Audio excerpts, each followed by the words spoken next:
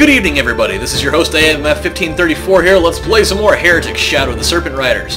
So at the end of the first episode, we got the yellow keycard, and now we're going in through the yellow door, which can be marked by this yellow globe. So yeah, we at the end of the last episode, we were just trying to get everybody their sea legs here and get you guys all caught up with what the hell's going on in this game, so that nobody's, you know, watching this being like, what in the name of God is going on right now? Yeah, and I got a guy trying to kill me from behind. But then we can kill him. So yes, obviously the main objective here, find the key cards, because we only got one key card in the first level. I didn't really get to explain too much about that one. But they do progressively get harder the more key cards down you go. Usually when you get the blue one, which is pretty much like the equivalent of the red card in Doom, that's usually where the shit's on. Once you figure that out, I mean, once you get that one, that's where the hard stuff comes in.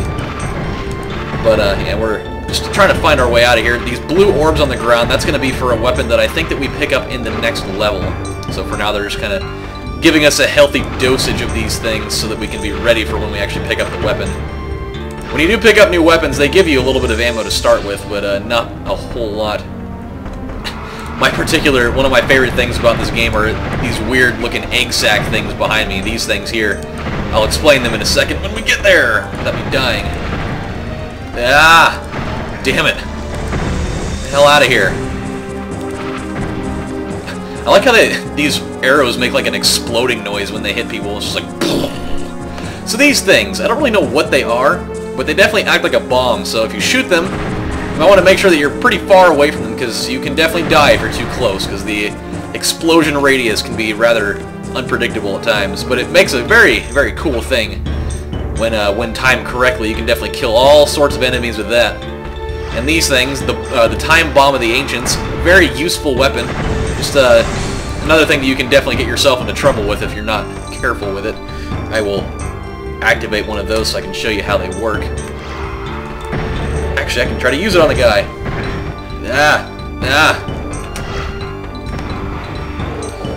So pretty much what it is, it's pretty much as advertised. It's a bomb. You just you hit your item button, which for me in this instance is enter, even though you can actually go a lot of different ways with that. And it'll place a bomb that it detonates after being on the ground after like 2 seconds, or something to that extent. That's a hidden door. I did not realize that was there. It kind of looked a little bit discolored though, so I guess that's what gave it away. The Ring of Invincibility, I mean, that pretty much explains itself. I don't think I really need to touch base on that one at all. And I'm running low on ammo on this. I am going to switch to the Gauntlets of the Necromancer. These things are awesome. Actually, when you use them on people, it's oh crap, get up there. When you use them, it actually like sucks the enemy into the gloves, kind of. And actually, when you use the Tome of Power on them, will allow your character to have the ability to pretty much have like a lifesteal thing activate on it. It's very very interesting. I do enjoy it much. But enough of the explaining stuff. We pretty much have all the main things covered now. Now it's just on to killing shit mercilessly and continuously from here on out. Yeah, see, this is what I was talking about just a minute ago. If you time it just right, you can cause all sorts of ruckus. Haha, everybody's dead! This is a cool thing. If you can time it just right, I would definitely advise using your sprint here. Oh, because you can get yourself crushed by that, and it is not fun. Alright. Going through this side here, and there's all sorts of other crap going on in this room, too. Oh my god. Okay, maybe not a very smart idea to be so bold like that. I'm gonna go around the side. I'll just take them from behind, I will. There we go. Just taking care of the business as quickly as possible. Oh, send it up that way. I'm not going to go in there yet. I will come back around there in a minute. It's been a very stressing day, you know. On a day that I finally have, you know, all of my staff on hand, because we've been short on people, because people have been out sick. Finally, I have everybody on staff, and then it ends up being a more stressing day than it was yesterday when we had minimal staff. It's just ridiculous. It was that kind of day where, like, just everybody seemed to be against you, no matter what the circumstances were, which is particularly annoying. I hate when that kind of thing happens. What did we pick up? I didn't notice. picked up something. Oh, another flask. Okay. Well, we'll just we'll keep these time bombs of the ancient, or time bomb of the ancients thing on hand just in case we need it. But yeah, it's just everybody seems to think that in the industry that I work in, that everybody thinks that I'm a doctor, which I am not. I mean, I do know my shit about health products and whatnot, but I do not claim in any way to be a doctor because that's just not what I do. Oh hell yes. Okay, this is okay. I've actually wondered about this for a long time. I was actually going to I was going to propose a question about this earlier, but now I don't have to. If you can, try to put a mental frame in your head about the room that we entered in the beginning of this episode, through the yellow door. I don't know if you noticed it or not, but there are a bunch of items that were sitting on top of the stone pillars up there that I have never been able to access ever. I've wondered about it for at least a few years now. It's been driving me crazy ever since. And now that I know that it is possible to, we're gonna go up here, ride your way up. Now that's definitely the other way to do it. I did not realize that either. I did not know that when you hit this, or when this thing comes down over here, that this thing also comes down. I was gonna say, if you didn't realize that this happened here, then you could use your our newly acquired thing here. These I don't know, it's like the I don't remember the name of the item. I'd have to see it again in order to remember. But it pretty much this is what grants you levitation. So then you can fly up to the top and then take care of it from there. I still don't know how to get this thing to go away. It's driving me nuts. But now that we've got ourselves the availability to go through the green door, I'm going to save there. Or nope, not there, you asshole. This is not part 1 anymore. This is part dose. Because apparently my keypad does not work. Alright. But yeah, apparently everybody thinks that I'm a doctor, which I am not. I don't ever claim to be. Oh god, okay, that's not good. I mean, they are just mummies. The mummies, I mean, they can't really do much to you, unless they're in melee range. I mean, there are some that, well, actually, we'll touch base on that later on. There are more powerful versions of these guys, and these backpack things. The Bag of Holding is a great thing to have, definitely, especially if you're not using, like, game saves, where you're constantly, saving and whatnot. It will allow you to carry more weapon, or more ammos. More ammos? That doesn't even make any damn sense. That would be like something I'd expect to hear on, like, just strange internet lingo. Ah, I need the more ammos and such, blah-blah-blah-blah-blah. But it will grant you the ability to carry, I think it's double the ammunition. So with the crossbow, the normal limit would have been 100, or it would have been 50, now it's 100. As goes for, like, the Elfin Wand. That would have been, the limit was at 100, and now it's been raised to 200, and so on and so forth. Will actually apply for every weapon that we hold from this point on.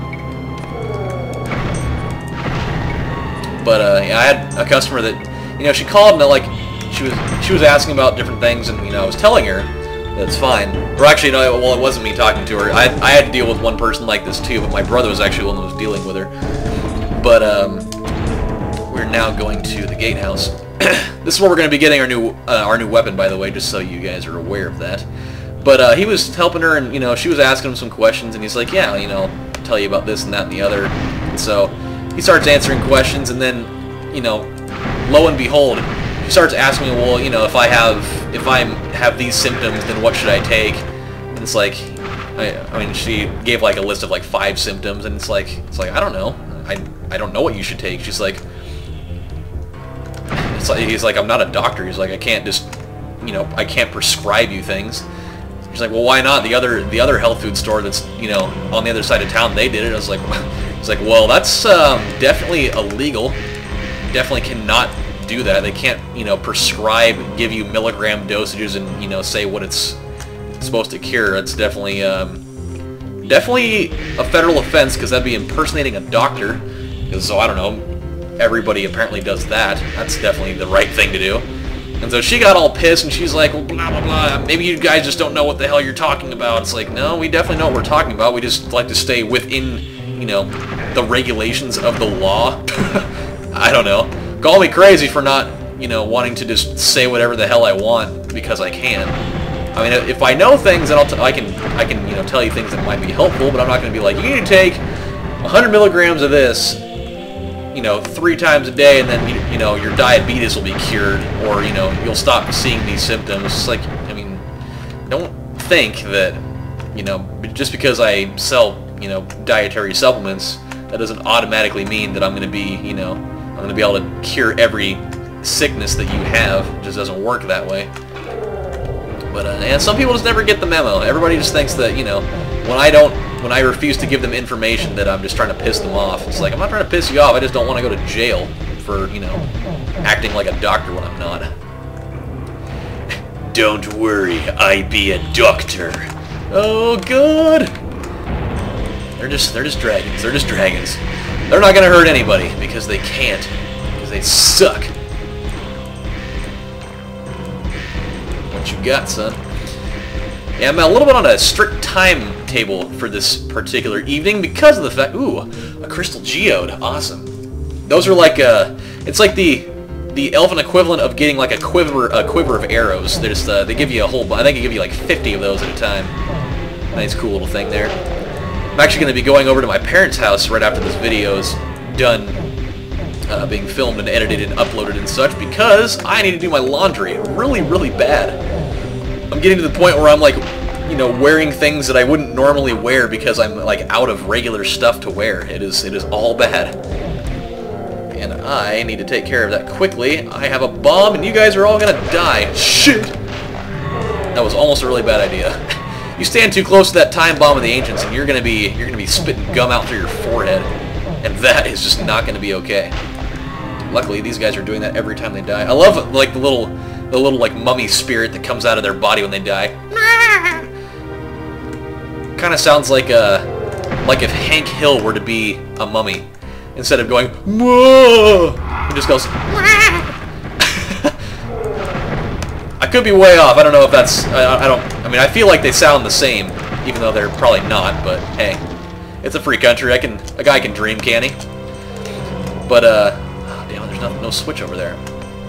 And the other stressing part of my day is that, I picked California in the first round of this damn tournament to beat South Florida, and they're getting their ass kicked. It's making the Pac-12 conference look just terrible. Because, oh yes, I forgot. Let's all just totally forget how to play the game of basketball. They have fucking 13 points after 20 minutes of playing. 13 points! Like, how are you that bad? You had the bet. Your record was 23-9 over the course of the season. Like, what the hell are you doing? Stress. Stress, stress, and more stress because people are dumb. We'll save here again. Because we must. And then to top it all off, it wasn't even bad enough that, you know, California's going to make my bracket totally, you know, suck at ball sack now. The Blazers, who have already, I mean, it's already well known that they're struggling this year. Like, they've had 3 out of the last 4 games they've played, they've had deficits of 20 points or more. So, I mean, obviously, there's definitely a deeper-seated problem going on here. But that wasn't enough, so they decided, you know, they're going to play the Knicks tonight, and they ended up losing by 42. And the Knicks their coach just retired, like permanently, forever, because he's probably not going to get another job in the NBA because he's not a very good coach. But you would think that, you know, now that their coach is gone, there's going to be like at least a little bit of disarray going on there. But oh no. Not for a team the Blazers play. Why would that ever happen? Why would the thing that's supposed to happen ever happen when the Blazers play? It's just ridiculous. They had like 50-something points at the end of the 3rd quarter. And it's just, ugh. That's the time that you know that your coach needs to get fired forever. And that's the part that sucks is like he's a good coach, but the players just aren't responding to anything that he has to say ever. By the way, that thing that I just picked up is the Morph Ovum, and that's a very interesting thing to use. Whoa! You can actually, when you fire it, you can pretty much turn your enemies into chickens, I believe. I'm actually going to use it. I just hope I don't miss. If I miss, I'm going to be pissed. Alright, asshole. Oh, I missed! No! God damn it. It's like it's pretty much like, you know, in Gauntlet Dark Legacy, when you get turned into Pojo, which is like the coolest thing ever. I think that's like my favorite power-up in the entire game, just about. But it doesn't turn you into a chicken, it just turns your enemy into a chicken, and they pretty much, they die. And it's hilarious. Because then you can slaughter them mercilessly. I'm gonna go get this thing. Yo! And we took no damage. Even though these guys who, maybe just because they're already dead, they can walk in there and they don't take damage. It's so sexist. Or racist. I guess it's racist against living beings. Hello, sir. Do you want to throw something at me? Well, guess what? You're not going to. Oh, yeah, you are. You're going to throw the red one. Look at me. I'm a giant Viking that has a helmet on and throws green axes without any arc at all. They're just perfectly thrown. And guess what? Your stuff doesn't do anything. Okay, now it is doing something, and I don't like it. Shut up! Yeah, I need to do my laundry. The best part about it, though, is the fact that, not because I'm going to my parents to do my laundry, it's the fact that I'm getting a free home-cooked meal out of it, which is good because I don't have any money to spend right now. There's nothing better than getting a free home-cooked meal from your parents, especially when their food's good. I mean, I guess it'd be one thing if their food, you know, if their meals were not tasty, but I can tell you one thing. The meals that my mom makes, holy effing crap. It is something. The wisdom of the ancients. Oh my god. I can see that other door just opened. That might be of some help. I'm gonna go down here. As soon as I grab our new weapon, I think we're gonna be out of time for the evening. God, get away for a second. You guys die already? Okay. My god, give me one of these. Maybe another one even. Did I not have 4 of those? I could have sworn I had 4 of those. I guess I don't. Whatever. As Mr. Dink would say, whatever! Ugh. Where? Okay, this is where we wanted to be. That is where we wanted to be.